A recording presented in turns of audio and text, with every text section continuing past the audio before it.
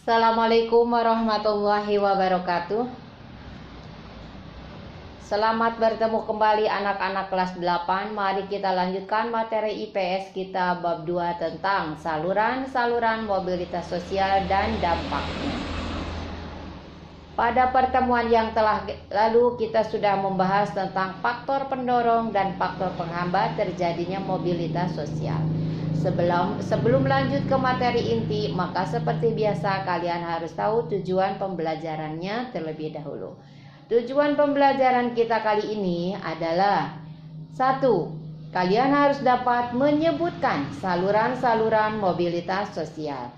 Yang kedua, kalian harus dapat menyebutkan dampak positif dari adanya mobilitas sosial. Kemudian yang ketiga, dapat menguraikan dampak negatif dari adanya mobilitas sosial. Yang keempat, menyebutkan saluran apa yang akan kamu lakukan atau kamu sebagai siswa agar terjadi mobilitas ke atas dalam kehidupanmu di masa yang akan datang. Mari kita bahas tentang saluran-saluran mobilitas sosial dan dampaknya. Oke, saluran-saluran mobilitas sosial tentu kalian berpikir bagaimana caranya agar mobilitas sosial itu terjadi. Setiap orang dapat mewujudkan mobilitas sosial di lingkungan atau instansi tempat ia sedang berkarya.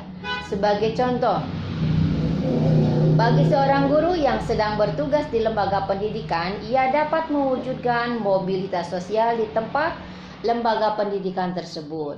Kemudian, seorang politikus di partai politik dapat melakukan mobilitas sosial di partai politik yang ia ikuti. Kamu seorang pelajar di sekolah menengah. Nah, kamu juga sedang melakukan mobilitas sosial di sekolah tersebut.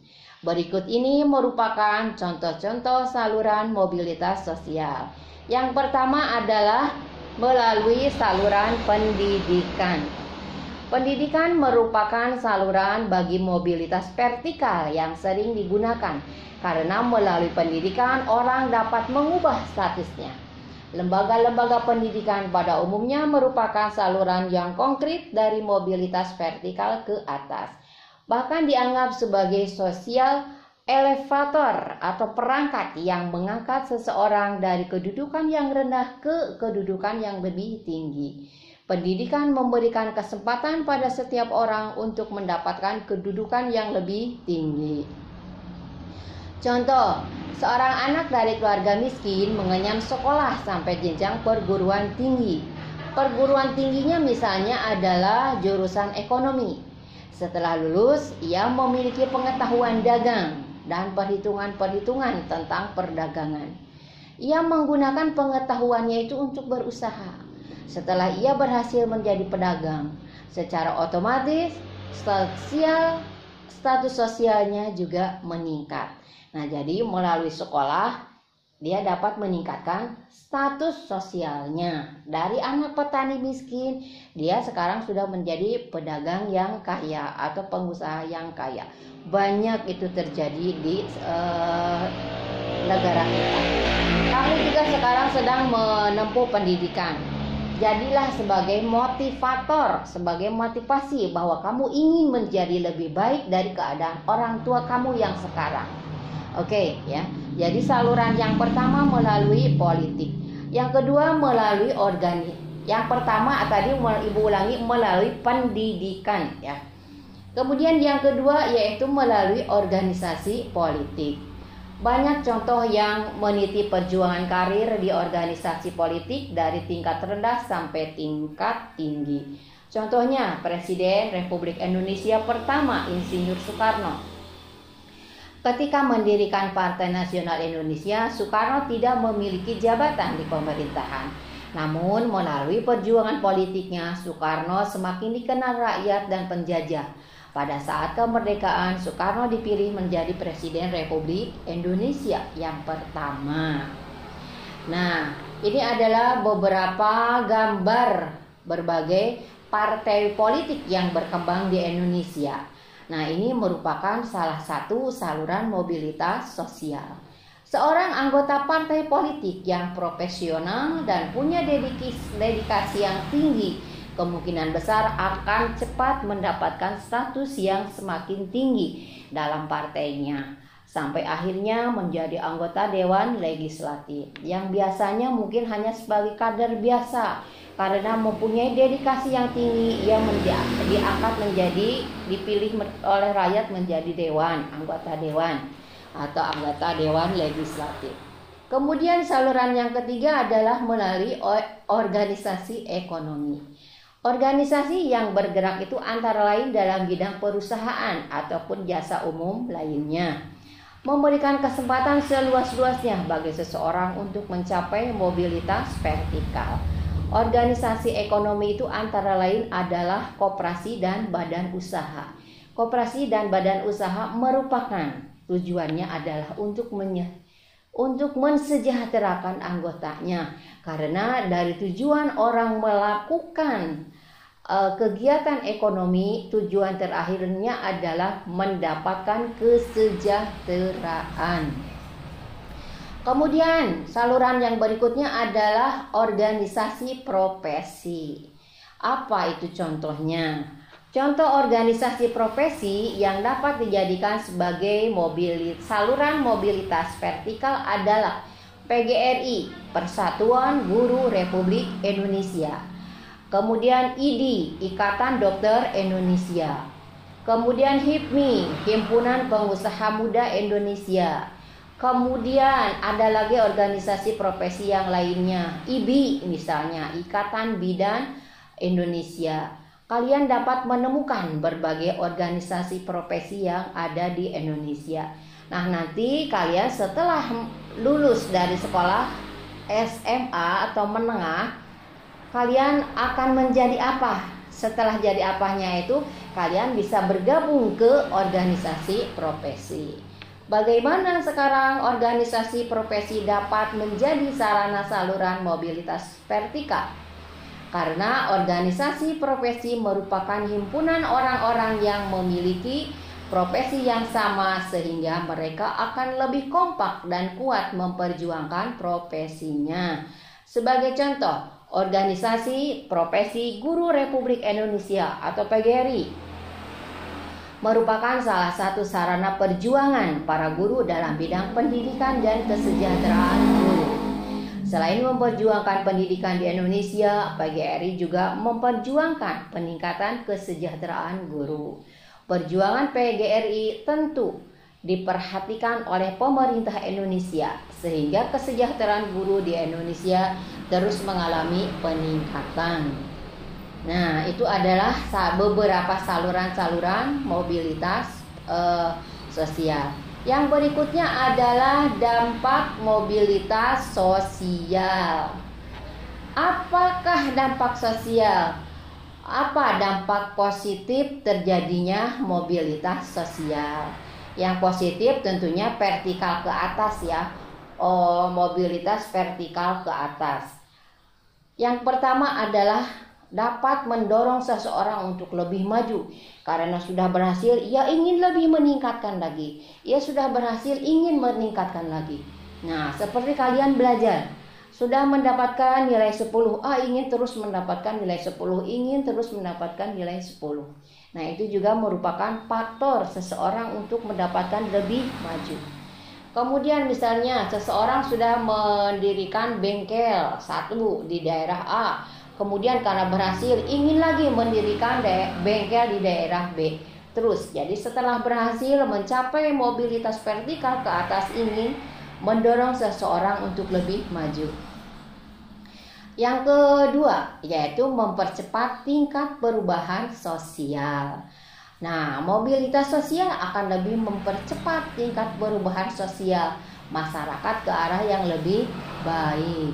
Kemudian yang ketiga adalah meningkatkan integrasi sosial. Nah, terjadinya mobilitas sosial dalam suatu masyarakat dapat meningkatkan integrasi sosial.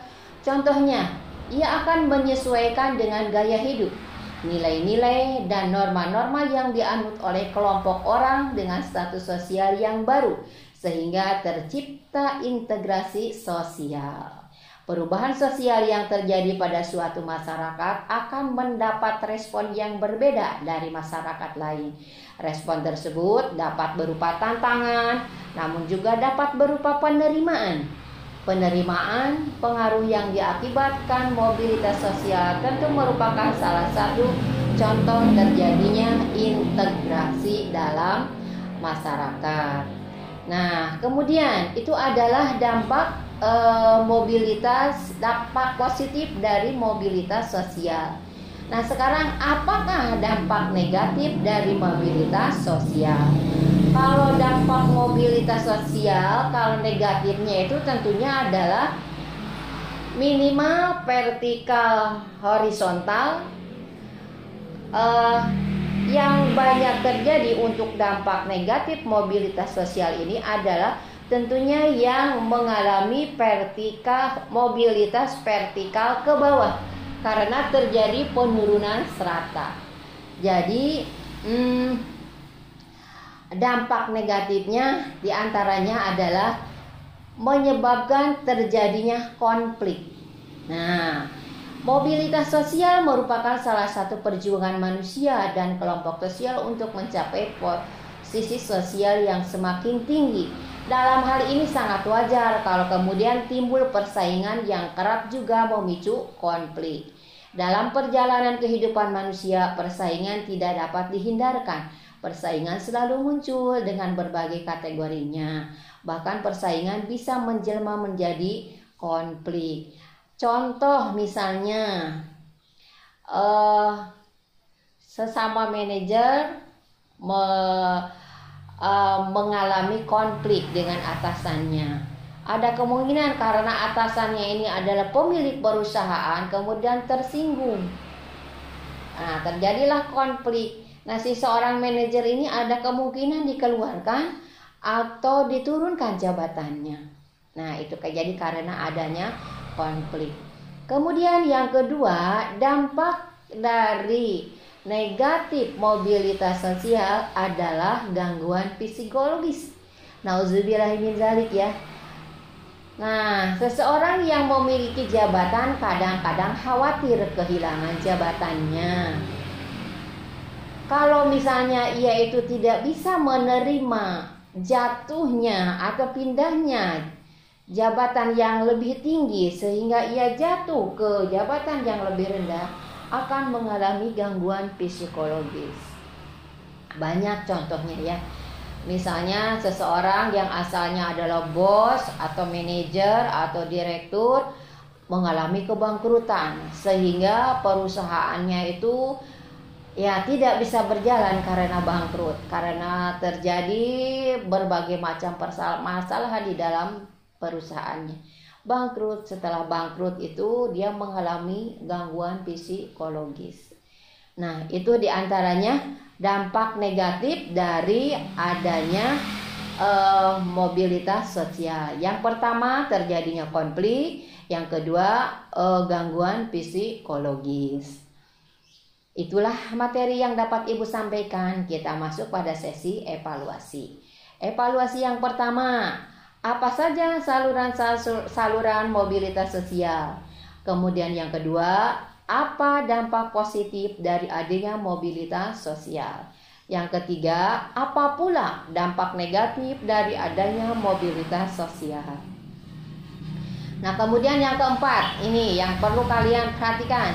Saluran apa yang akan kamu lakukan agar terjadi mobilitas ke atas dalam kehidupanmu di masa yang akan datang?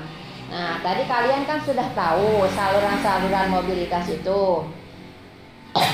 Mau melalui saluran mana supaya kamu dapat mencapai cita-cita, tercapai cita-cita. Kemudian untuk mengubah kehidupan kamu ke arah yang lebih baik. Jadi Ibu ulangi pertanyaan nomor 4, kalian bercerita ya.